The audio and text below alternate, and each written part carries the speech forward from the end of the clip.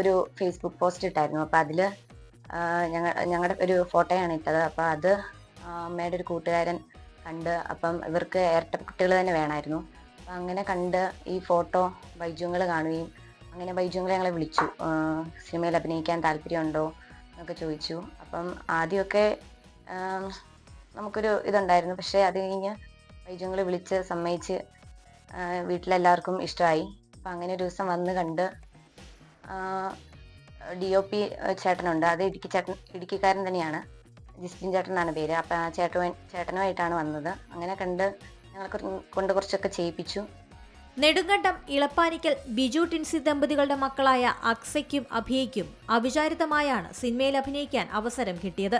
കൂടോത്രത്തിലേക്ക് സംവിധായകൻ ബൈജു എഴുപുന്ന ഇരട്ടക്കുട്ടികളെ അന്വേഷിക്കുന്നതിനിടെ അക്സയുടെയും അഭിയയുടെയും അമ്മയായ ടിൻസി ഫേസ്ബുക്കിൽ പങ്കുവച്ച കുട്ടികളുടെ ചിത്രം പിന്നണി പ്രവർത്തകരുടെ ശ്രദ്ധയിൽപ്പെട്ടു.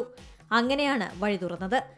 ബൈജുങ്ങൾ, അതായത് ഈ സിനിമയുടെ ഡയറക്ടറിന്റെ മക്കളായിട്ടാണ് ഞാനും എൻ്റെ ട്വിൻ സിസ്റ്ററും അഭിനയിച്ചിരിക്കുന്നത്.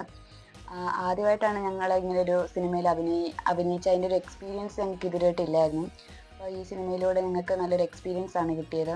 ചെമ്മണ്ണാർ സെന്റ് സേവിയേഴ്സ് സ്കൂളിലെ +2 വിദ്യാർത്ഥികളാണിവർ. ഇരുവരും പഠനത്തിൽ മിടുക്കരാണെങ്കിലും കലാരംഗത്തധികം സജീവമായിരുന്നില്ല. സംവിധായകൻ ഒരുക്കിയ അഭിനയ കളരിയിലൂടെയാണ് ആദ്യ പാഠങ്ങൾ. ആദ്യമായിട്ട് കേട്ടപ്പോൾ എല്ലാവർക്കും ഡൗട്ടായിരുന്നു, അത്ഭുതമായിരുന്നു. കാരണം നിങ്ങൾ സിനിമയിലോ എന്നൊക്കെ ആയിരുന്നു ആദ്യം ചോദിച്ചത്. പിന്നെ പോസ്റ്ററൊക്കെ ഇറങ്ങിയപ്പോൾ അവർക്ക് ഭയങ്കര സന്തോഷമായി. കാരണം നല്ലൊരു ക്യാരക്ടറാണ് ചെയ്യുന്നതെന്ന് അവർക്ക് മനസ്സിലായി. ആദ്യമേ ഞങ്ങൾ കുറച്ച് ക്ലോസ് ഫ്രണ്ട്സിനോട് മാത്രമേ പറഞ്ഞുള്ളായിരുന്നു. ഷൂട്ടിങ്ങിന് പോയപ്പോൾ കുറച്ച് പേരോട് മാത്രമേ പറഞ്ഞുള്ളായിരുന്നു.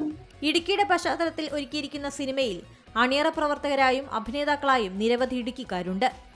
See Malayalam news, Idukki.